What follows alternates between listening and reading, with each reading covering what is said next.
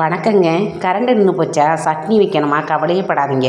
இந்த திடீர் கடையில் செய்யலாம், வாங்க பார்க்கலாம். தக்காளி இன்னும் என்னென்ன சேர்க்கலாம்னு சொல்கிறேன் வாங்க. குக்கர் எடுத்துக்குங்க. அதில்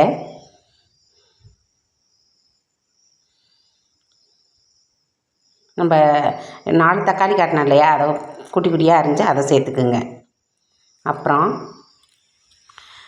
உருளைக்கிழங்கு எடுத்துக்குங்க. ஒரு உருளைக்கிழங்கு போதும், அதை தோல் சீவிட்டு போட்டுக்குங்க. கத்திரிக்காய் 2 கத்திரிக்காய், உருளைக்கிழங்கு 1, 4 பூண்டு. இது உருளைக்கிழங்கு, பூண்டு பல் ஒரு 4-5 இது, ஒரு 5-6 பல் பொரித்து அதோட சேர்த்துக்குங்க. அந்த இருக்கு பாருங்கள். சேர்த்துக்கிட்டு தேவையான அளவு கொஞ்சம் தண்ணி விட்டு கொஞ்சம் உப்பு போட்டு குக்கரில் 4-5 விசில் வச்சுருங்க. நம்ம கிடையிலுக்கு எவ்வளோ தண்ணி தேவையோ அந்த அளவுக்கு நம்ம கொஞ்சமாக தண்ணியை ஊற்றிக்கிங்க.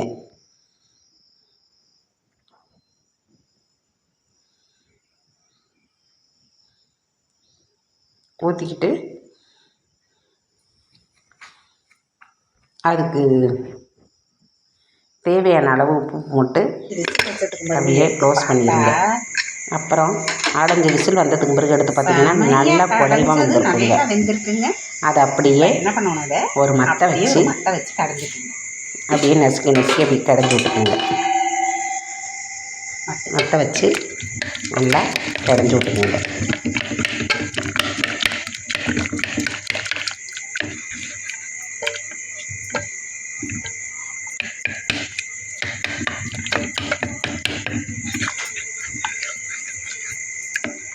கடைஞ்சோம்னா சட்னி மாதிரி சூப்பராக வந்துடும். கடைஞ்சோன்னே காமிக்கிறேன். கடைஞ்சதை வச்சுட்டு அப்படியே ஒரு தாளிசம் கடாயை வச்சு ஆயில் விட்டு கடுகு உளுந்த பருப்பு போட்டு தாளிங்க. நல்லா தாளித்தோடனே அந்த கடைஞ்சி வச்சுருக்க கடையில் அதோட சேருங்க. கடுகு பொரிஞ்சோடனே அதை சேர்த்துக்குங்க.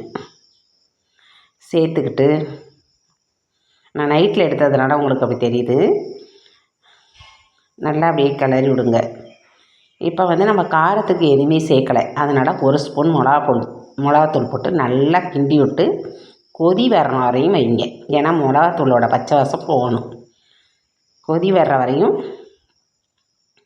நல்லா 2 கொதிக்கட்டும் வைங்க.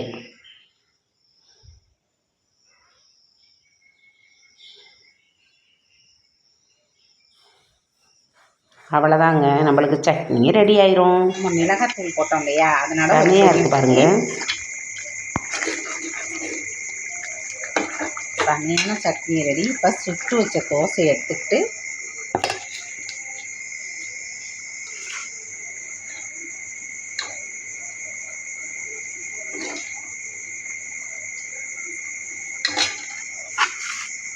அப்படியே இந்த கடையில் அப்படியே ஊற்றி